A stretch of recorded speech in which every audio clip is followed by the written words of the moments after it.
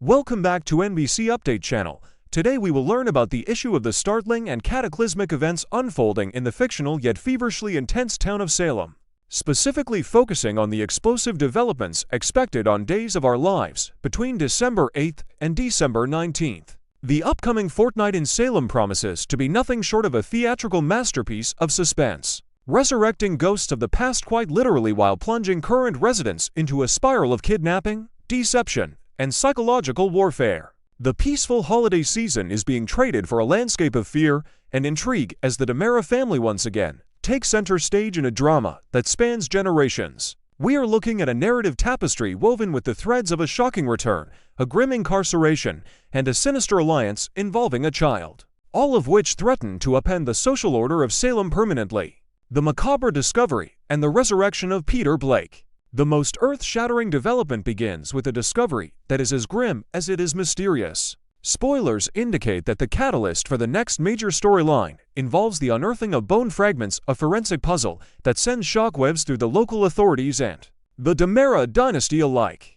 These are not just any random remains, they are the harbinger of a return that many thought impossible. The narrative framework suggests that these skeletal secrets are the key to unlocking the mystery of Peter Blake. Longtime viewers will recall Peter Blake as a complex figure, the biological brother of Kristen DiMera and the adopted son of the Phoenix himself, Stefano DiMera. His character has always danced on the razor's edge between the white sheep of the family and a man corrupted by his father's machinations. The discovery of these bone fragments serves as a magnificent misdirection, a classic Salem trope where death is merely a temporary inconvenience. It appears that the narrative is setting the stage to reveal that Peter Blake is not only alive, but is returning to the fold with a new face. Dan Gauthier is stepping into the role, taking over the mantle of Peter Blake, and his arrival is slated for December 19th. This recasting brings a fresh energy to a character steeped in lore. The question that hangs heavy over this resurrection is the nature of his return. Is Peter the mastermind behind the chaos, or has he been held captive all these years, his death a ruse orchestrated by Stefano to protect or punish him? The presence of the bone fragments suggests a fake death scenario gone wrong, or perhaps a medical experiment in true DiMera fashion. The psychological impact on Kristen DiMera will be profound. Seeing her brother return from the grave will likely destabilize her already fragile mental state, potentially triggering a chain reaction of erratic behavior that only a DiMera can produce. The Crypt of Despair. E.J. DiMera's darkest hour. While the dead are rising, the living are facing a fate worse than death. The current head of the DiMera enterprise, E.J. DiMera, is about to face a tribulation that strips him of his power, his dignity, and his freedom. The spoilers reveal a harrowing plot twist where E.J. is violently kidnapped and unceremoniously thrown into the infamous DiMera family crypt. This is not merely a holding cell, it is a psychological torture chamber, a place where the history of his family's sins is etched into the cold stone walls. The imagery of E.J. being cast into the darkness of the crypt is symbolic of his descent. He is a man who prides himself on control, on being the puppet master, yet he finds himself dangling on strings, pulled by an unseen enemy. Who has the audacity and the tactical brilliance to ambush E.J. DiMera? The timing of his kidnapping, coinciding with the return of Peter Blake, cannot be a coincidence. Is this a familial coup? Is Peter reclaiming his birthright by removing the current heir? Inside the crypt, E.J. is in for a rude awakening, a phrase that implies more than just the physical discomfort of waking up on a stone slab. It suggests a revelation or a confrontation.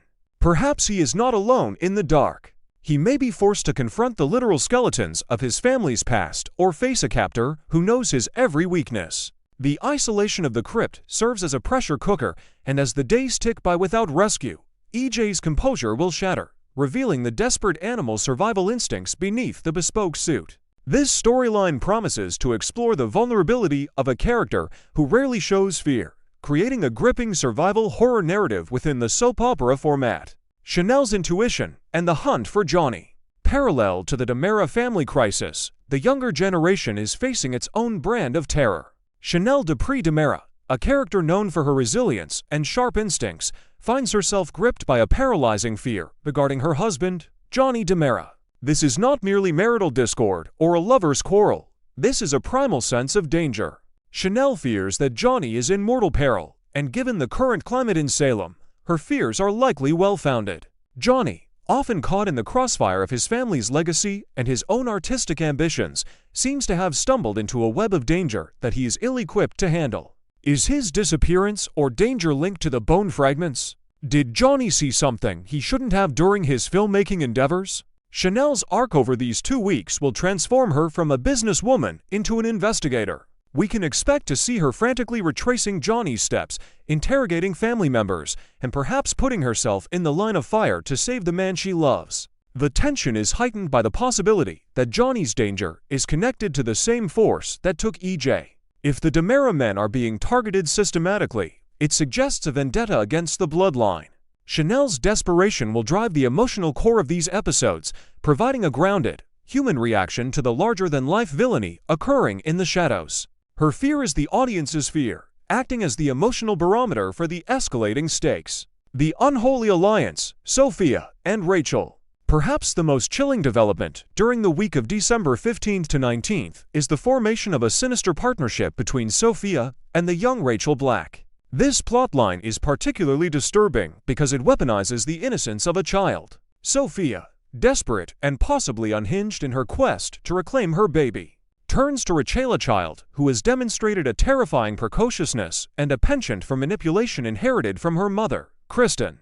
Sophia is looking to Rachel for help, and the spoilers suggest this is not a request for a favor, but a recruitment for a crime. Rachel is expected to create a diversion, a role that she is frighteningly well suited for. We can visualize the scene, Rachel, using her charm or perhaps staging a tantrum or a fake emergency, draws the attention of the adults, leaving a blind spot for Sophia to operate. This collaboration highlights the corrupting influence of the Salem environment on its youth. Rachel is not being tricked. She is likely a willing participant, perhaps driven by her own twisted logic or a desire to cause chaos for her parents' rivals. The ultimate goal of this alliance is a prison break of sorts, not from a jail, but from a custody arrangement. Sophia is plotting to escape, and she has no intention of leaving empty-handed. She plans to reclaim the baby, effectively kidnapping the child from Johnny and Chanel. This adds a layer of tragic irony to Chanel's storyline. While she worries about Johnny's physical safety, the child they are raising is being targeted right under their noses. The dynamic between Sophia and Rachel will likely be a dark reflection of a mentorship. Sophia validates Rachel's worst impulses, treating her as a peer rather than a child, which emboldens Rachel to take darker risks. If Rachel helps Sophia escape with the baby, the fallout will be nuclear. It would sever trust between the families and potentially put Rachel in physical danger as she gets dragged into Sophia's life on the run. The Convergence on December 19th. All these disparate threads, the bones, the crypt, the missing husband, and the kidnapping plotari hurtling toward a convergence on December 19th. This date marks the official first appearance of Dan Gauthier as Peter Blake. His entry into the story is the match that will light the powder keg. Is Peter the savior or the destroyer? When he steps out of the shadows, will he be the one to liberate EJ from the crypt, or will he be the one closing the lid? Is he the one protecting Johnny, or the one hunting him? And does his return have anything to do with Sophia's sudden boldness? It is entirely possible that Peter has been pulling the strings from afar, orchestrating these calamities to clear the board for his own endgame. The next 2 weeks on Days of Our Lives are shaping up to be a masterclass in soap opera storytelling. We are moving beyond simple romance disputes into the realm of gothic horror and high-stakes crime. The writers are leveraging the rich, dark history of the DiMera family to create a present-day nightmare. Next, Christmas decorations and silent expectations. Stephanie Johnson, played by Abigail Klein, and Alex Kyriakis, portrayed by Robert Scott Wilson, begin this chapter of their story with something seemingly simple: decorating for Christmas together. What looks like an ordinary seasonal activity is, in reality, a powerful symbol of two people trying to shape a shared space, a shared atmosphere, and perhaps a shared future. As they hang garlands and arrange ornaments, they are not just decorating a room, they are unconsciously testing what it feels like to build a life side by side. The physical intimacy of moving around each other, negotiating where to place the tree, which color scheme to use, and what traditions to incorporate, reveals how much they have already grown as a couple. Each decision, whether playful or serious, reflects the emotional negotiations happening beneath the surface. Do they compromise easily? Do they listen to each other's preferences? Do they move as a team or as two individuals merely sharing space? These small details turn a festive scene into a quiet examination of how well they actually function as partners. From ornaments to life plans. As the final ornaments find their place and the room begins to glow with holiday warmth, the mood naturally shifts from lighthearted to reflective. Surrounded by the visual reminder of family, tradition, and continuity, Stephanie and Alex find themselves looking beyond the present moment. The conversation begins with casual remarks about the holiday, memories from childhood, and the kind of traditions they each grew up with. Then, almost inevitably, it drifts toward the question of what the next chapter of their relationship should look like. This is the point where their discussion stops being about lights and wreaths and becomes about timelines, priorities, and commitment. For Alex, the idea of a future with Stephanie feels increasingly concrete. Shared holidays, shared responsibilities, and perhaps a more permanent label on what they already are. For Stephanie, the weight of these questions is heavier. She understands that once they step into this next chapter, they are no longer just enjoying the present. They are actively defining the architecture of their future. The possibility of marriage enters the conversation. The topic of marriage, once an abstract concept floating somewhere in the distance, begins to take shape in their dialogue. It might not be brought up with a ring in hand or a grand gesture, but rather through a careful, tentative question: what do you see for us down the line? From there, ideas like engagement, commitment, and long-term partnership naturally arise. For some couples, such conversations are rushed or triggered by external pressure. For Stephanie and Alex, they emerge from genuine emotional intimacy. Alex may not necessarily present marriage as an immediate demand, but more as a sign of how seriously he takes their relationship. He could express that he no longer sees them as casual, temporary, or undefined. He sees them as two people who should at least be thinking about where this is all heading. Stephanie, in turn, must decide whether she is ready to acknowledge that same level of seriousness. Even if she isn't ready to circle a date on the calendar, she cannot avoid recognizing that the question itself has arrived and will not go away. Children, hesitation, and unspoken fears. Naturally, the idea of marriage leads directly into an even more delicate topic, the possibility of children. While Alex might imagine a traditional progression commit, marriage, family Stephanie has been holding back when it comes to the subject of becoming a mother. Her hesitation is not simply a passing doubt.